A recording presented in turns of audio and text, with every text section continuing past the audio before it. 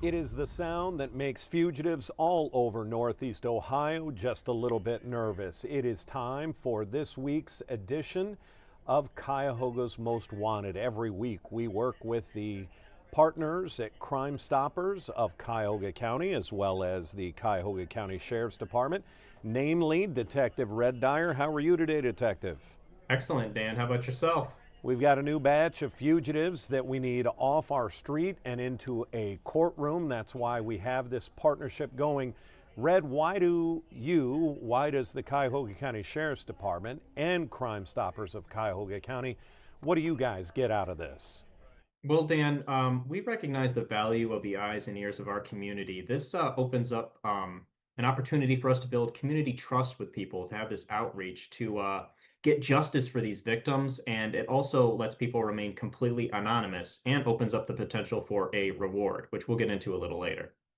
And there is that component of justice for victims, and we talk about it quite a bit, but when somebody has been victimized, as we have several in this our lineup today, they're sitting wondering, when do I get my day in court? When do I find out the person who victimized me is going to prison for a long time? And that's unfortunately being held up because they are on the run. Detective, we have seen a lot of weapons used. You get the usual suspects, guns and knives. We've seen frying pans, bottles, I believe a lamp. We had an interesting one. Oh, a billy club was a couple of weeks ago. We have a new weapon of choice for this first up case. Let's get to the case of Jerry Fully Love Jr. What do we know? Well, Dan, you are correct. This is very different. Mr. Fully Love Jr. in June of this year actually pled guilty to domestic violence. According to reports in April, Jerry tried to strangle the victim during an argument with a string attached to their life alert device. He failed to appear in a probation violation hearing, and a warrant was issued for his arrest. He actually has a criminal history with the sheriff's department dating back to 2003. He's approximately 5'9" and 180 pounds, and was last known to be staying in the 9600 block of Prince Avenue in the city of Cleveland. I can't help but point out the irony there that his victim was wearing a life alert necklace and he tried to use that to strangle them, or used that to strangle them. Sounds like somebody we don't want on our street. Sounds like somebody that needs to be in front of a judge. All of our cases, innocent until proven guilty. But when you're facing this level of charges, you shouldn't be on our street. We need protection for our community. This next case, Red, is disturbing on many levels, and I want to explain a human trafficking charge and trafficking in persons. When people hear human trafficking, they think about maybe people that are put into a crate and shipped from one country to another. That's not always the case. Human trafficking can also be, and I always go back to what Ohio Attorney General Dave Yost says. He always puts it like this: prostitution involves two people, someone paying for sex. That is illegal. Human trafficking involves three people, when there is a third person who is taking the money, who is making the person who's having sex do it against their will. That is another form of human trafficking. And that's what we have with our next case. Let's talk about Denasia, and do pronounce that for me, Red. Dejane, I believe. Dejane. Dejane. Let's get to the case of Dejane Jones. What do we know? Well, Dan, what we know is that in June of this year, Dejane Jones pled guilty to attempted abduction, attempted robbery, and possessing criminal tools. So very serious charges.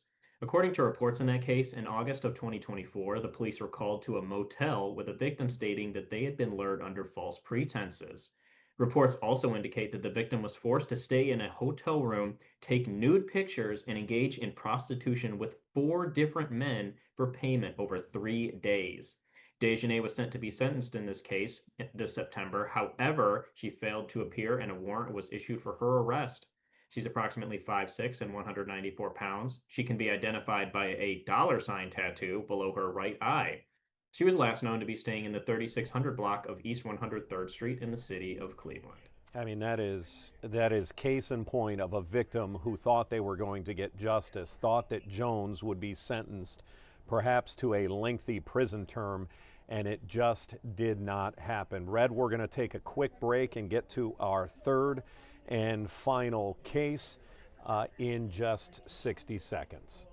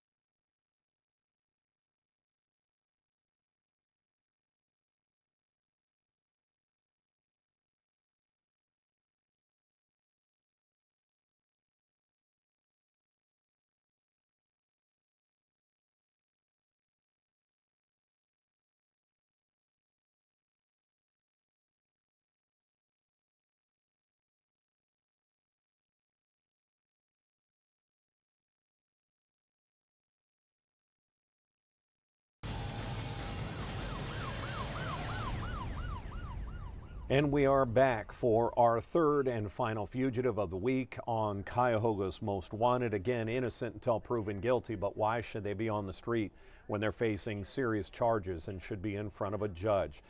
Detective Red Dyer, let's get to our third and final fugitive, Kenneth Beard. What do we know? Well, Dan, what we know is that in August of this year, Kenneth Beard actually pled guilty to obstructing official business and attempted drug possession. According to reports around the area of East 13th Street and Superior Avenue, Kenneth actually attempted to harm the victim with a 4-inch knife after threatening to kill them.